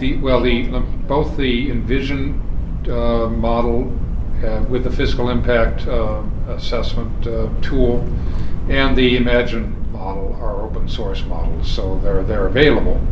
And one of the reasons we want a training session on the Envision material is so that staff locally, beyond Grant Taylor and our staff here, staff locally from the MPOs and others who wish to learn about this can, so that in fact we can use it. And I think that what I'm hearing is we need to have a similar drill down on the fiscal side, because it's an important piece and it shouldn't be a black box. It should be something that people understand what goes into it, how it was constructed, what it tells you and what it doesn't tell you, and what the limitations are. In the same session. Okay. We'll take that up with them. And just a caution that's coming to my mind about engagement, and we keep talking about getting people whose voices are not heard, but I suspect that we tend to focus on folks perhaps in the urban areas or entering suburbs where typically don't, but where the pushback to this will come is unlikely to be from there. The pushback will be the folks in the outer ring suburbs who are very happy where they're at and very happy with the business as usual scenario. So I don't know how we engage those folks to come in here, because what I've experienced in the legislature was that when you said the things that we tend to be saying, which is invest in the core and the inner ring and the counties, that the folks who pushed back were saying, no, the development is happening in the outer rings. That's where, and that's in the crack in the sidewalk. You see that when the inner ring suburb representatives go to Steve Stivers, who at the time was a state senator from Dublin, and he says, why do I want to reinvest in the inner ring? The development's all out here in Dublin. That's where the money should be going. We need the interchanges. We need the roads. We need the bridges. I want to make sure that perspective is being heard too, because that's where ultimately whatever this group decides, if it decides on more core investments, it's going to get the pushback from those folks. I think that's a really good point, just in engagement in general, because depending upon a lot of factors, you will get different feedback. But to your point, Ed, this came up yesterday when we were talking with a group of folks in Euclid, actually, where what has been the real benefit of the engagement process so far has been uncovering unlikely or unknown relationships that people have, where we can send Hunter or Grace or someone out to talk with people who may have very different opinions about things but are willing to listen because they have another relationship with someone else. And again, going back to that original network model that we started this whole process with, that you cannot put a price on that. And so I have 3 pages of notes actually to get to the PMO about things that a couple of these people would really like to talk to or facilitate the conversation with people who may not otherwise come to the table. Adding specifically to Ed's point, I think you had a slide that showed all of the different kinds of organizations that are typically not engaged that we are doing targeted outreach to. And I think that's terrific. I think that slide right there, I think that does a lot. But perhaps we ought to be adding to that list the kinds of groups that Ed is referencing, and being creative. You know, maybe you go out to PTA organizations in some of the the outer ring suburbs, or thinking how to make sure that we've got that viewpoint in the process. No, that's a point well taken. Jason? This just going back to the some of the issues that Mike was raising about the model and the black box aspect. When we do get more detail on that, I am interested in a little bit more on the methodology of how those roadway mileage calculations were done, because I think, like Bob said, they struck me as pretty high too. And I know, for example, with a lot of residential subdivisions, the streets are built originally by the developer, and at some point they're turned over to the public, be it a township or a county, to be responsible for maintenance. So that's kind of a second part of the question, just interested how where those fell in the calculations. Okay, I don't have an answer to that. And also recognizing, though, that when all of these assumptions are put together or were put together, there are various involvement, engagement by people on this board as well as other kinds of resources. And there's never going to be 100% agreement on what went into the model and whether or not that was appropriate. So I think at this point we have to trust that we've hired a team of professionals and they're experts and this is what they do, and they've consulted appropriately with us. And I think at this point what we do is need to make sure that that things are as accurate as possible, as realistic as possible, and that they're able to translate that into everyday language so we can communicate that to others. On the engagement conversation, Patty, you said that the linkages that people have out are very valuable. I would agree with you. But then to Grace's point about other places we might reach out to, what might be helpful, and I don't know if you or Jeff probably already have this, is the list of places you would ideally like to target. So if that's PTA groups, if that's the Geauga Growth Council, if that's Chambers of Commerce, and then maybe areas where you maybe don't have an in, or you don't already know a person, and then because I think in the board we have a lot of connections. So if it's, hey Bethia, we'd really like GCP to hear this, but we can't get a hold of Carol Caruso, is that somebody that you can connect us with? Then we can maybe be more helpful. But because I think that there's something to what you were saying about making sure we're reaching out to the right. And as we ramp up the outreach for this engagement, and I know Jeff is going to speak to the promotion of the workshops, the open houses in a minute, I think it's really important to remember two things. One is Kelly, Britt, and I are co-leading this process from an engagement standpoint, and so we will be reaching out to you for both the engagement as well as the staffing and helping with the staffing model. And in that process, we may be asking you specifically, hey, we keep trying to email this person or call them and they're not responding, and we really think it's important for them to be engaged.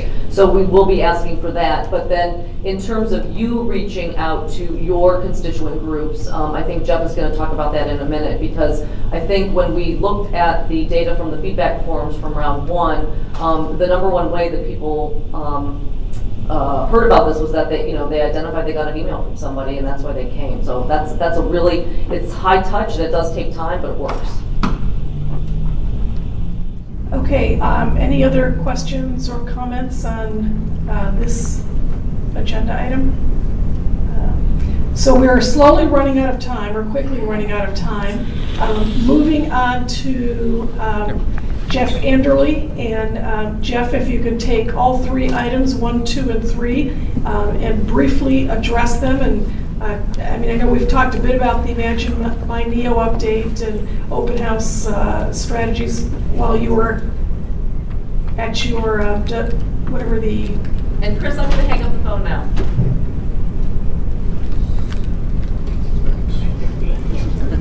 You might want to keep them on. But Jeff, we talked a bit about this while you were doing your interview, so why don't you tell us what you think we need to know? Yeah, we don't have to go through all the slides. I think, as Patty mentioned, we will be gearing up the machine once again to get the word out about the open houses at the end of July. You'll be getting a toolkit in the next week or so, as you always do. We will be focusing on some of the groups that Patty mentioned, return users, general public, elected officials, other agency officials, network of network lists, and our newsletter contact list. It'll be done via media, social media, and most importantly, through you. The communications and engagement workstream did come up with metrics, and I apologize for not remembering to put those in your packet today, but it is a 30% increase from 600 to 800 this time that we're looking for attendees. And we are looking for each board organization to bring at least 10 people from their organization going forward. Related to the different Imagine My Neo updates, Chris did mention, the ongoing Imagine My Neo. I'm pretty proud to report we've had about 670 people use it in the last 2 weeks. We had 240 people use it on the first day, so some of the outreach that you did on our behalf was really helpful. We continue to push that. I was at an interview today on KYC talking about it. And so really, fundamentally, you all have in your packets today the schedule of workshops. In the next week, you'll be getting the toolkit with sample emails to send out. And we are available and at your disposal to come to meetings with your staffs and your funders or whoever else, and to get the word out. I was out in the city of Lorraine last night with Don Romanchek talking to the Latin and Hispanic issues group out there, and we had a great meeting out there, and I think we'll get a really great turnout from the city of Lorraine this time, but it really does take that time to do it. So anything that you need from us, please don't hesitate. We are going to skip the public opinion poll results today, but we will have a webinar, and I think you all have the full packet of the presentation in your packet today. Just a quick note: this is the second of 3 polls that we had proposed to do. So some of the questions are repeats from the first round, and some of them are very specifically written to take a look and analyze the results of Imagine My Neo through another different prism. So, any questions? Hi, John.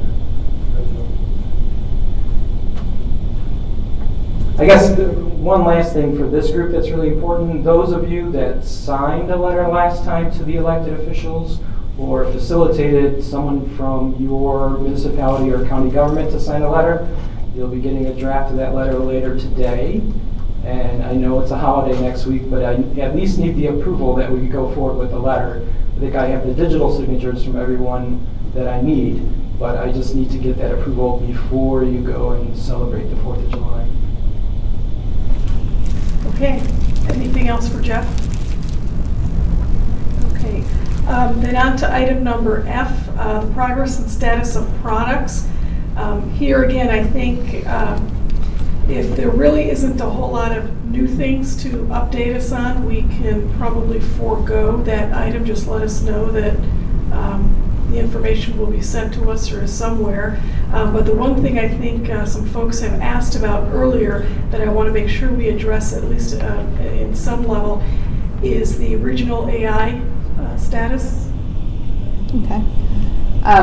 The regional AI is in its public comment period right now. It goes until July 9th, and you can comment on the document itself or fill out the survey. There's 2 surveys that are out there: a housing stakeholder survey and a government official survey. They're all accessible on the website, and there's also hard copies of the AI at all the MPO's offices.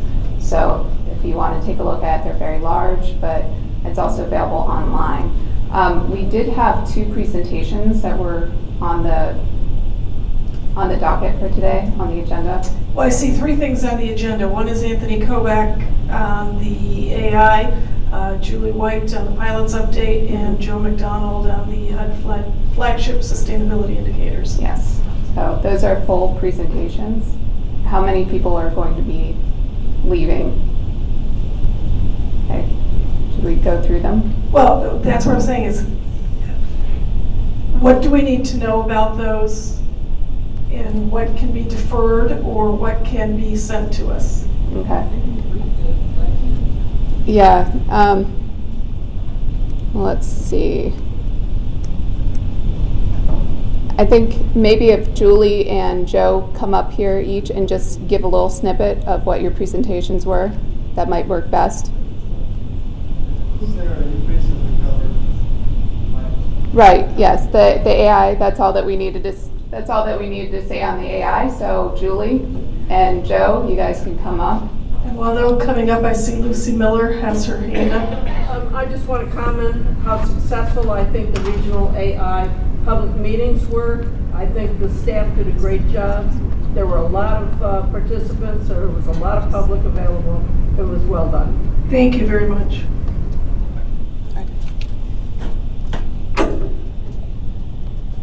Were there any other questions before we move on to pilots? Okay, well, I'm just going to briefly go through and talk about the different areas that we're looking at here. So with the pilot product group, this is our organizational graphic, and we are focusing more on the educational portion of the work, just given the time constraints and not knowing the future of the organization yet. So looking at the education component, we have this pilot framework that is organizing all of our work. Case studies, we have a database of case studies. We're looking at organizing these case studies by issues and solutions pertaining to the pilot framework. And I'm not going to go through this in detail. I know we don't have time, but I think all these materials are available to you, correct? Yes. They will be shortly. And then we're looking at success criteria paired with these case studies. And then active education outreach to potentially mayors associations organizations, and this is dependent on the future of the organization. So looking at the implementation side, we have a database of proposed pilots, and paired with this are potential funding sources that are potentially using Office for Economic Resilience, and then pairing that with the selection criteria. I just like to note there are a lot of materials that we have with this, but if you could particularly focus on giving your input on the criteria, that would be most useful for us. And then also, if we aren't actually able to implement this at the end of the day, if we aren't, given the future of the organization, one product could be for us to have a seal of approval that we say this is the list of proposed pilots that we see are viable for implementation. We could hand those off to organizations that would be implementing at the end of the day. And so our second working group meeting was yesterday, and we had a lot of great feedback, and we are incorporating that now into our work. And our final meeting will be in the first week of August. Sorry, that was very quick, but does anyone have any questions? Okay, then I'll hand it over to Joe then. Actually, I do have one question. Sorry, Maybe I missed it because we asked you to go so quickly. But will there be a call or a solicitation for projects that can be evaluated? Yes, I apologize, I did skip that. The list of proposed pilots is going to the board in July. That'll be a draft list of pilots for your approval, and the final list will be to the board in October. So the question there is, when you say that there will be a draft list, where did the list come from, and was there an open opportunity, or will there be an open opportunity for application? Absolutely, yes, and that list is being compiled by our working group and our NEOSCC team. So those have come from projects that people have submitted to us, both internally and externally. So we're very open to adding any sort of project to that list. And yeah. So Julie, there was a solicitation or a call to the board? Yes, in the what's working, what's needed call for projects and policies and tools that went out in board materials and was launched around the same time as the BAU workshops. There is on the NEOSC website on the main headings tab, the second one over is products. You can get to it there, but you all did receive it in a couple of the board mail out materials. Certainly still open to getting more of those in. It's not only pilots, but tools and best practices, policies, all of it. It's a complete ask. Right, yeah. No, I mean, I guess I recognize that. I was perhaps erroneously expecting a separate kind of a call for the pilot projects, but we did discuss that a little bit yesterday, and I'm not sure a final decision was made about it. I think a call. Part of the question was what would the nature of that call be? Would it be a call for proposals for pilot projects, or simply ideas for pilot projects? So we debated that a little bit yesterday, I think it's fair to say, and hadn't reached a conclusion, but I think that's the question we were grappling with. I mean, I guess when I thought about it, I thought it would be a specific call for proposals And then in terms of ideas, if the committee or the working group has thought through the perhaps direction they want to go in with the pilots, and then maybe put forth the call for proposals in those specific areas. Great. I think toward the end, possibly, I think what we were struggling with is without having a secure funding stream, how do we ask people to submit something if we don't really know what we can do with it? So I know that was part of the discussion yesterday.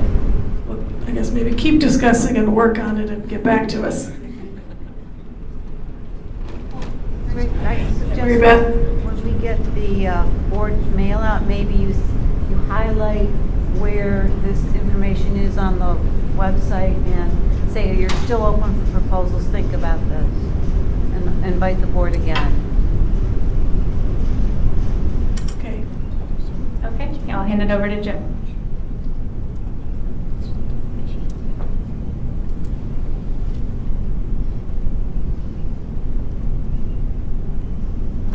Well, thanks everyone. I always appreciate the opportunity to speak to all of you.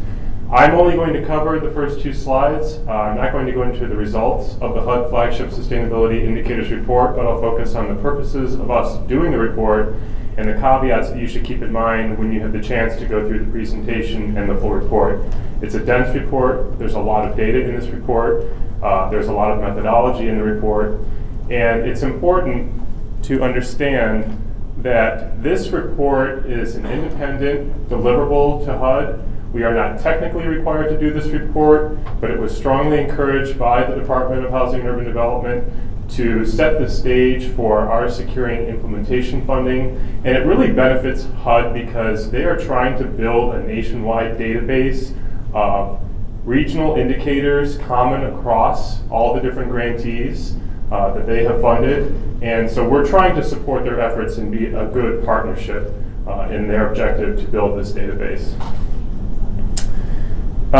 This report also helps to capture data that we could potentially use in our own efforts, and it gives individual regions and the communities in those regions the opportunity to sort of track what they're doing. This is not part of the dashboard. This is an independent product of the dashboard. This material could potentially help inform the dashboard that we ultimately develop, but it's not integrated within the dashboard, and that was a decision made by the dashboard working group at our first meeting back in February. Other caveats is that this is a compliance document, so the methodology, the data sources were all very prescriptive. They told us exactly in a series of fact sheets exactly what data we were supposed to use, how we were supposed to put this data together, and what they wanted to see. And that's exactly what we did. So it was about following directions as meticulously as possible, and I worked considerably with Elliot Rose with TCF International, and he was part of HUD Tech support out in San Francisco. And there are some issues with some of the indicators, that, especially as they relate to our region, because our region has seen decline in population. And most regions, when they set up these indicators, they anticipated population growth. So there are some issues with some of these indicators, but I have raised some questions in the report itself, and I also relayed my concerns and some of the issues that I came across to HUD Tech support. The terms and definitions throughout this report are actually defined by HUD. So there may be items in this report that don't make sense or you don't agree with. I had some issues as well. For example, they define an urban county as a county that simply happens to be within a metropolitan statistical area. But we know that there are counties that are part of MSAs that are largely not urban. But those are the definitions that HUD prescribed, and so that's what we used. Another example is the low moderate income household. They define low moderate income household as a household that only makes 80% of the HUD area median family income. And that census tract block group is defined as low to moderate income if at least half of the households fall into that low to moderate income category. Other people have seen other definitions. Again, this is what they prescribe in the fact sheets.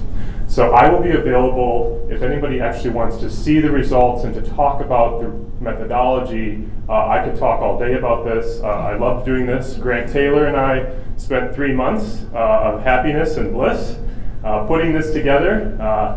Anybody on the staff knows I love nothing more than to delve into spreadsheets and come up with all sorts of creative and interesting analyses of data. But in the interest of time, I'm going to leave you with this, and feel free to come and talk to me if you have any questions. Thank you. Thank you very, very much for that very brief but still meaningful report. At this point, going into item number 5 on the agenda, standing committee reports. The executive committee, the only thing that was really something that we needed to update you on was the board retreat, and we did that already. The other items are either in your package or there was no business conducted. So then if there's anything on old business to bring up?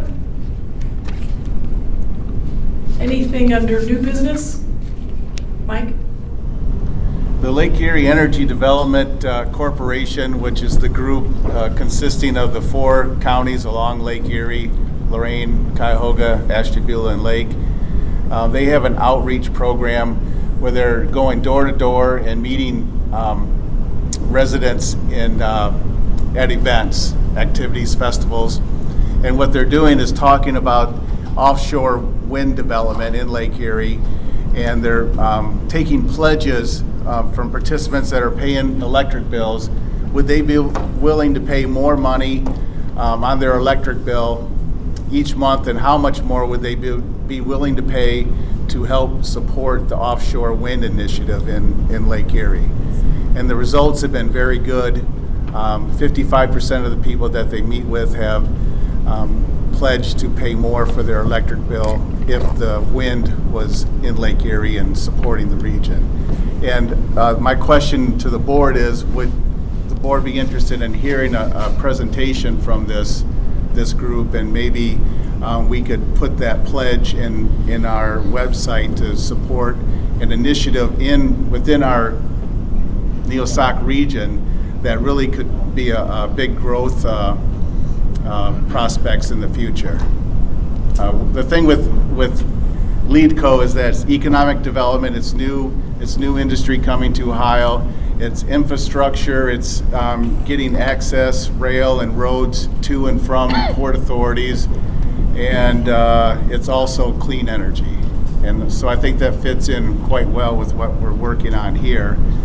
And if the board would be willing to listen to a presentation at a future board meeting.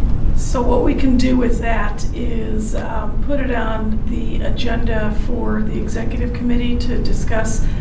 Similarly, there have been other groups that have requested to speak to the board or be in front of the board, as well as other kinds of activities that also match that. So we can take up the discussion at the executive committee to certainly consider that. Very well. Yes. You're aware of the recent Supreme Court ruling related to sustainable communities, the 5-4 vote, and an interpretation of the New York Times was that particular ruling will hinder, hamper, and obstruct any type of sustainable development between municipalities because it sets up some new guidelines. So if you want that information, I can email it to Hunter and you can get it. I just got it this morning. Yeah, I got it last night and didn't have a chance to really study it. But anything further that you have, yeah, please send it to Hunter and he can send it to the rest of us.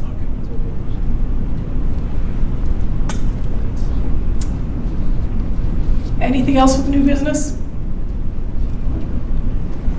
July watch list, Hunter? Yeah, I think we went over the July watch list a little bit at the very beginning. And these are the issues coming forward on the back page, the items for the agenda. I would also suggest we've handed out copies of the Imagine palm card here, and I would hope that you would distribute this to your folks, mail them out, pass them out, so that we can encourage people to go online and engage with us through that device. This again is the July watch list. Really, again, focusing on the upcoming workshops, open houses. And Okay, that is the last item. Do I have a motion to adjourn? Mike? Second? Meeting adjourned.